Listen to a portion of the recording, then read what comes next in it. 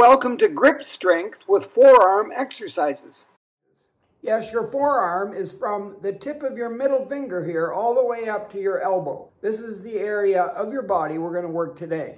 Are you a pincher or a crusher? Do you ever open jars or carry your gym bag? Maybe you're a golfer.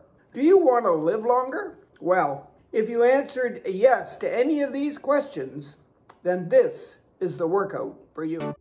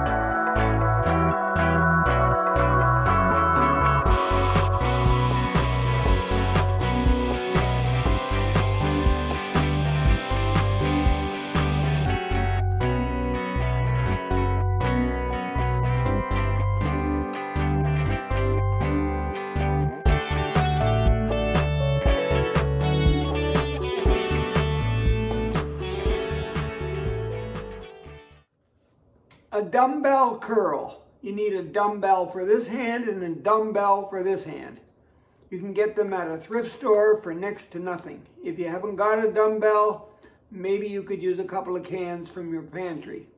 Anyway, you're going to hold the dumbbell in the palm of your hand with your thumb on one side and your fingers on the other, and you're going to crush it with your fingers and grip it with your palm. You're going to place your forearms on your quads.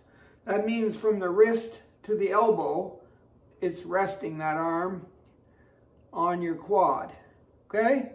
Then you're going to with a good crush grip, you're going to let the dumbbells curl down as far as you can go, working those wrists. Hold it briefly and then slowly bring it all the way up. Keep those forearms stuck to your quads. As far as you can go, curl up. Hold it briefly. There's your extension. There's your flexion. Extend. Flexion or flex. How many do you do? You do as many as you can until you can't do them anymore. But for the video, we'll just show you how to do it and practice a few. Notice my forearm is resting on my quad from my wrist to my elbow. The only thing working are my hands and my wrists. And then if I want, I can flip them over and then curl down, extend up, or bring the palms toward my knees and then take the hands away from the knees. This is a dumbbell curl, great for the wrists. To do the farmer's walk, you need two things of some kind of substantial weight. Everyone's different, so what's heavy for me might not be heavy for you and vice versa. Anyway, in my house, we have a lot of plants, and we're always putting water in containers so that it's room temperature, and then once or twice a week, we water our plants. So this one is filled with the same amount as this one. Notice I'm going to stand in my best posture possible with my shoulders down, back and relaxed, keeping the weights at my side, and I'm slowly going to walk forward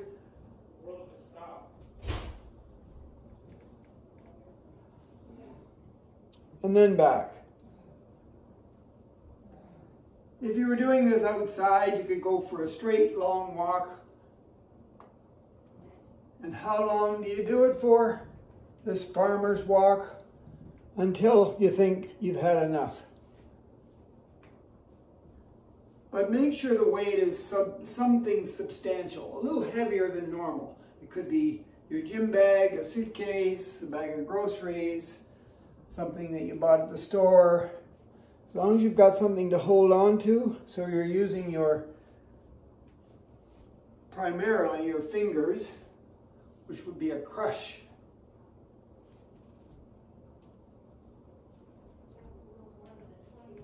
Maybe a little bit of a pinch grip. Notice I'm not swinging anything. My arms are staying right down at my sides. Farmer's walk. We're going to do the dead lift hang. We're going to take this in stages. It's all about keeping our legs really straight, working our hamstrings and our low back. But we're also going to incorporate our grip strength, our forearms and our hands. So with our feet shoulder width apart, we're going to place our chin on our chest, bring our shoulders forward, and slowly curl down and try to touch the floor with our fingertips. Keep your legs really straight. Hang there for a few seconds and then slowly uncurl. Just warming up before we do the dead lift hang. So chin on the chest, shoulders forward, straight arms, straight legs, touch the floor with your fingertips. Maybe. Hold it there briefly. You'll feel it tighten up in the back of your legs. That's all good. One more time, chin on the chest, shoulders forward, straight arms, straight legs, and curl down. And maybe this time you can touch the floor with your fingers. Hold it there, and then slowly uncurl. Now to do the deadlift hang, we could just use our arms as load, but we're going to get a couple of things out of our pantry. I have a can of chickpeas. It's kind of a 28 full ounce can. It's kind of heavy, maybe a pound or two, and I have to grip it somehow so I don't drop it, either from the top or from the side. Doesn't matter. And then I'm going to use some gluten-free pasta, but I can use a pinch grip here. This one I have to use a crush grip to use my fingers and my palm to hold on to it.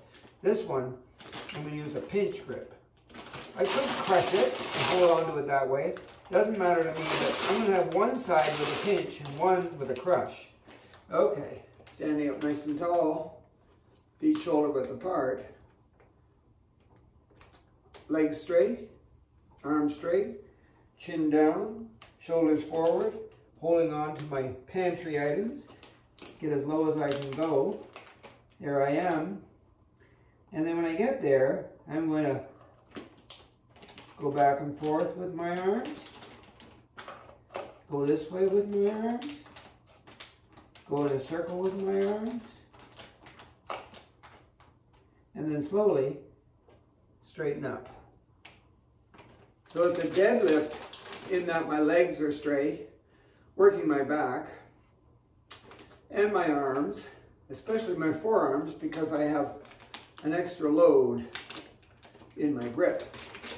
This time I'm going to hold it a little bit differently so that I can get a little lower.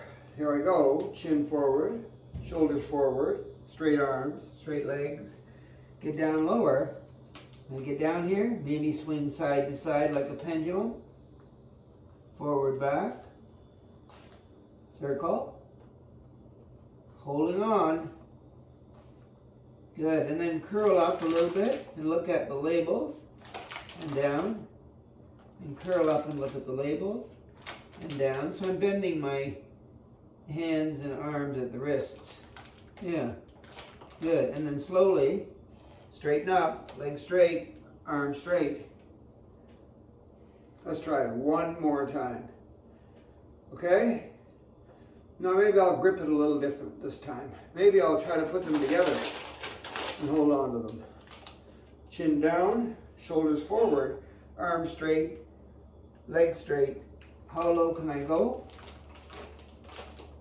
When I get there, pendulum, hold on to both of them. Forward and back, circle,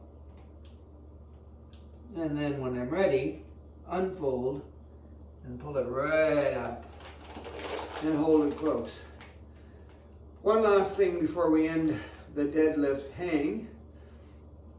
Whenever you're carrying something, carry it close. So it's called carry close. That way you'll be securing your low back, and you won't have to work quite as hard to carry something. It's a lot easier to carry close than it is to carry something out here. Okay, carry close. I'm going to do a finger push-up. I'm going to use a wall to do this. So standing facing the wall at arm's length, your hands are going to be about the same height as your shoulder is. Spread your fingers apart. You're going to be up on the pads of your fingers too. And notice my feet are shoulder width apart, toes pointing straight ahead. And then I'm going to take the weight of my body and bring it toward the wall so that my elbows come toward the wall, and hold it for 3, 2, 1, and then push off until my arms are straight again. Notice my feet don't move. My legs are as straight as can be. I'm on a pretty straight incline here. Maybe, 75-degree angle. I'm not bending my torso anywhere. Taking my time, breathing comfortably. In toward the wall, hold it for 3, 2, 1, and push away. How many should I do? As many as I can until I can't do any more. I call this exercise wall ball. I need a ball and I need a wall. The ball doesn't have to be this size, it can be bigger, as long as you can catch it with one hand. If it's too big, you won't be able to do that. And you need it to be soft enough so that it'll bounce off the wall. So what I'm going to do is, it doesn't matter where I stand, I'm going to throw the ball so it hits the wall and it comes back to me and I catch it. Let's try this.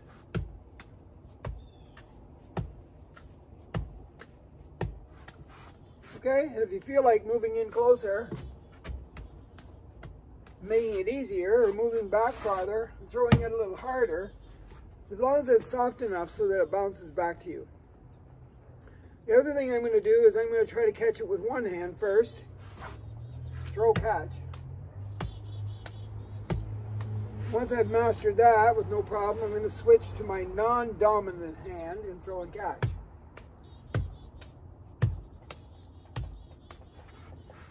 Okay? And then I can get really fancy, and I can maybe stand on one foot. Try the other foot.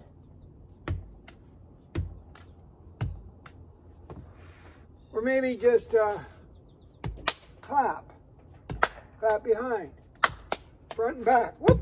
But if I drop it, and I'm going to pick it up, I'm going to get my legs shoulder width apart. I'm going to bend my legs at the knees, reach down, keep my head up, and pick it up doing a squat. That's the safe way to pick something up off the floor. So, how many times do you throw it against the wall, and how do you do it? Doesn't matter to me. Just have fun and try not to drop it. You'll be using not only a crush grip to hold on to the ball with your fingers in your palm, but you'll be working your wrist, the 8 muscles in your forearm, and the tendons that are connecting those muscles to those bones in your hand. All good for you. Low grip strength can predict an increased risk of functional limitations and disability as we get older. A stronger grip could improve your quality of life.